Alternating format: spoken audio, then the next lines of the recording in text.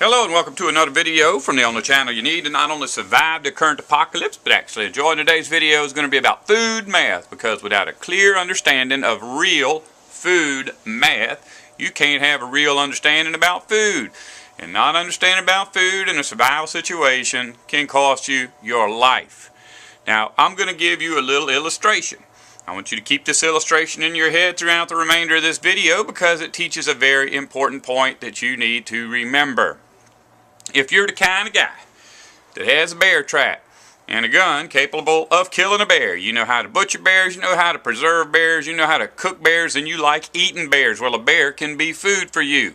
But what happens if you're out in the woods setting up all them gadgets and a bear comes out and eats you? You don't need a mathematician to tell you who was the food. Any casual observer watching a bear run through the woods with your left leg hanging out of his mouth is going to know that you were the food. That brings up a very important philosophy of mine.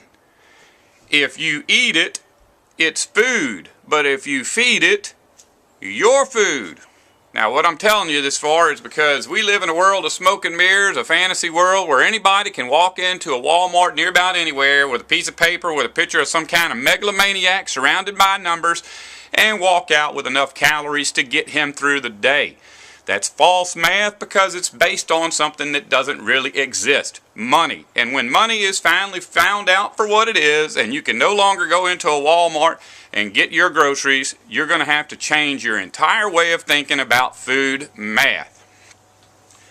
Right now, in the United States, it takes 15 calories of energy input to acquire 1 calorie of food input.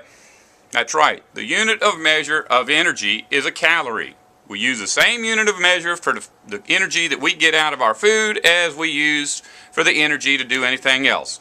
Operate your motor vehicle, turn on a light, whatever. Right now, fossil fuels such as coal, petroleum, and natural gas are used in the food industry to produce things at a considerable loss. But that's okay, because fossil fuel is cheap and food is expensive.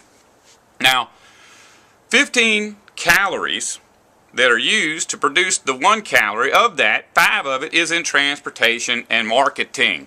That's instantly going to go away, but you still got a 10 calorie input to get 1 calorie out. In a real life situation, that will kill you. You cannot consistently put 10 calories into producing 1 calorie of food over a period of time without dying. Remember what I said earlier. If it feeds you, it's food. If you feed it, you're food. And in fact, if you are putting even so much as 2 calories of energy into every 1 calorie of tomatoes you produce, you are feeding that tomato the same way that that man at the beginning of this video fed that bear. We use petroleum-based products for herbicides. We use petroleum-based products for insecticides. We use natural gas-based products for fertilizer. And if you've even got in your head that you're going to get rid of all of that, you still got to think about the energy you're going to spend planting and harvesting, along with any energy that you have to use acquiring natural fertilizers and spreading them, or even watering your plants. You know, I preach all the time about peak oil. And half my people that watch these videos agree with me wholeheartedly. The other half says I'm stupid. But whether you believe in peak oil or not, if you're on my channel, chances are you believe in some kind of an SHTF, WROL, or TO-TWAWKI. Do you really believe they're going to continue to have farm supply houses and electrical current coming to your house in one of them situations?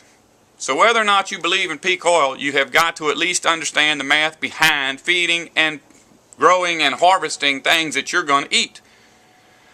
The best way to guarantee that your math is going to work is to get to the point where you have 0 input. 0 input in for every 1 calorie out works.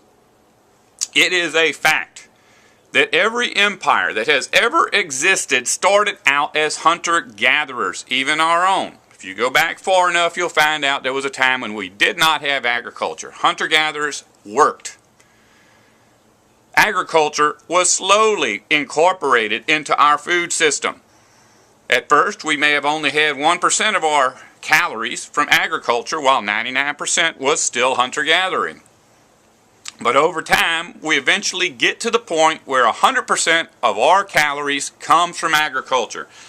Every empire, every culture that has ever collapsed at about the same time their calorie input or calorie output became all agriculture. It's just a fact. You can go back and analyze each one and say, oh no, the Medes conquered Babylon because of this, or oh, if General Alexander had gone in it. Ain't none of that important. You just look at every empire that has ever existed, and once the empire completely converts to agriculture, the gig is up and the clock is ticking. And that's where we are today. And there's no point of getting rid of this empire and then going off and trying to start our own little agriculture empire. Permaculture is the only thing that has ever worked. It's the only thing that will work unless you feel like working yourself to death. You need to start thinking about that. Permaculture. You ain't got to crunch the numbers, but you got to have a basic understanding of food math if you want to survive. And if you don't want to survive, don't listen to me.